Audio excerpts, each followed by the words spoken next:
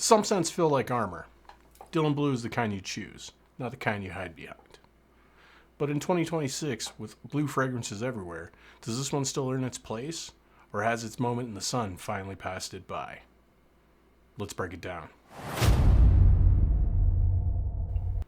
Hey Raiders, I'm Turk, and today we're looking at a blue fragrance with a darker edge, a cooler attitude, and a reputation for punching above its price. A scent you reach for when you want something sharp, smooth, and a little dangerous, without drifting into the bright and bubbly territory that most blues live in. Versace Dylan Blue has always carried a darker streak, a cool, shadow-leaning tone that separates it from the fresh, sparkling blues in its lane.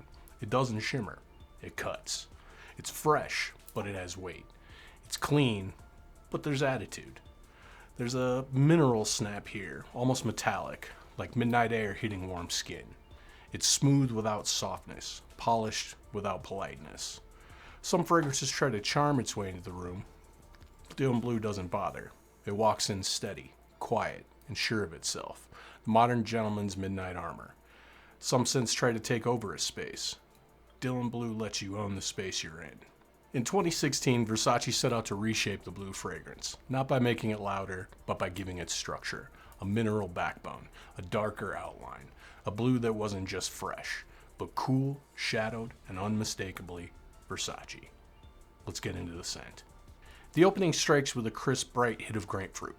It's sharp, clean, immediate. The bergamot, it adds a cool, pointed edge, while the fig leaf steadies everything with a green, textured calm. This opening doesn't rush. It sets a tone. Cool, dark-edged freshness with attitude. As it moves into the heart, Dylan Blue shifts from fresh to carved. The aquatic notes come in mineral and metallic, more cold steel than water. And black pepper adds a warm spark. Incense brings a smoky, shadowed stillness. This is where the fragrance deepens into a darker blue, a midnight blue. Then the base settles in. Warm, magnetic ambroxan, grounded patchouli, and dry woods that give the whole scent a clean, modern structure. There's no chaos, no surprises, just a smooth evolution from bright to mineral to warm. If most blue fragrances are waves, Dylan Blue is the undertow, steady, cool, and quietly bold. But smelling good is only half the story. A fragrance has to perform, on skin, in the air, and across the hours. So let's talk about what Dylan Blue actually does once you're wearing it. Longevity lands around 6 to 8 hours, steady, reliable, and enough to carry you through a workday or an evening out. The projection stays moderate, very present in the first hour, then it pulls in close, leaving a cool, confident trail without shouting for attention. Versatility is one of Dylan Blue's strongest cards. It works in heat, in cool weather, in offices, on dates, on casual days, anywhere where you want something clean with a darker edge. And the value? Without how often Dylan Blue goes on sale, it's one of the easiest recommendations in the entire Blue catalog. My overall verdict?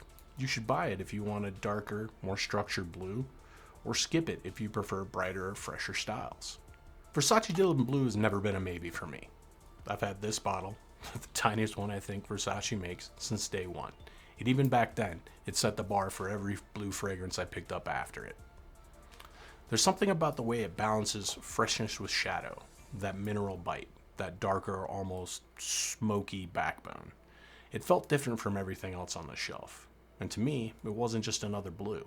It was the blue that showed me what the style could be. Wearing it again now, it still hits, still sharp, still smooth, still carrying that midnight edge that helps it stand out in a sea of bright, predictable blues. And this is the kind of blue that doesn't try to charm its way into the room. It walks in steady, quiet, sure of itself. And where does it shine? Nearly everywhere. Workdays, when you want something cool and sharp. Evenings, when you want a scent that stays close, but still leaves a mark. Any moment where you want a little shadow, a little attitude, but a lot of polish. Only one budget blue even gets mentioned in the same conversation as Dylan Blue. Club de Nuit Blue Iconic. Different reviewers place Blue Iconic in different camps. Some say it leans more blue to Chanel. Others say it leans more Dylan Blue. And honestly, both groups have a point. Blue Iconic opens with that citrus metallic brightness that you'd expect from Blue de Chanel, but as it settles, the ambroxan, incense, and mineral coolness start pulling it closer to a more Dylan Blue shadow-leaning character. So instead of calling it a strict clone, think of it as a 2-for-1 blue alternative. A blue style opening with a Dylan leaning dry down, all for about 30 bucks. Blue Iconic opens brighter and sharper than Dylan Blue, much closer to the Blue de Chanel in that first hit.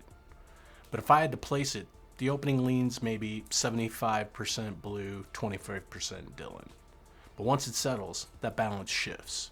The dry down pulls in that mineral coolness, shadowed ambroxan that Dylan Blue is known for, but just not as smoothly. Think of it as landing in the same neighborhood, but about 6 streets over. As for longevity, sits around 7 hours. Steady, reliable, nothing wild. And the value? Honestly, that's where it punches the hardest. At this price point, you're getting a blue that gives you a taste of both worlds. A blue leaning start and a Dylan leaning finished. Not perfect, not polished, but it's absolutely worth knowing about. If you want a budget blue that gives you a taste of both worlds, Blue Iconic is the one putting on your radar. So, Raiders, is Dylan Blue still in your rotation, or has it been overshadowed by a new blue fragrance? Do me a favor, drop your take in the comments, subscribe for the next one. Raid smart, smell better.